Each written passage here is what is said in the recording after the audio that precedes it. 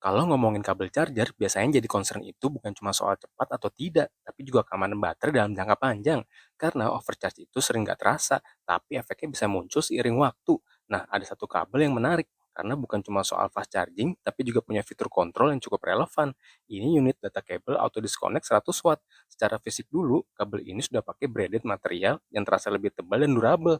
Jadi untuk penggunaan harian, lebih tahan terhadap tekukan dan tarikan. Konektornya juga solid dengan finishing yang rapi dan feel yang cukup premium di kelasnya. Sekarang kita masuk ke fitur utamanya. Support fast charging hingga 100 watt dengan protokol quick charge dan power delivery. Artinya bisa dipakai untuk berbagai device mulai dari smartphone sampai device lain yang kompatibel. Tersedia juga varian Type-C to Lightning dan Type-C to Type-C. Jadi bisa disesuaikan dengan kebutuhan.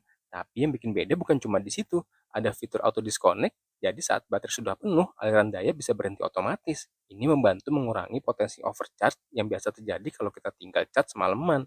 Dan ini penting karena menjaga siklus baterai tetap stabil dalam jangka panjang. Selain itu, di bagian kepala kabel ada LED indikatornya. LED indikator ini juga membantu untuk melihat status secara visual dan memberitahu status charging secara real time.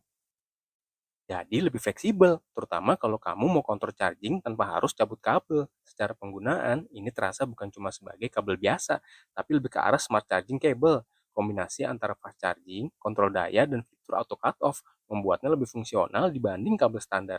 Dan ini yang menarik, karena di satu sisi kamu tetap dapat kecepatan, tapi di sisi lain juga ada kontrol tambahan untuk menjaga penggunaan baterai kamu jangka panjang.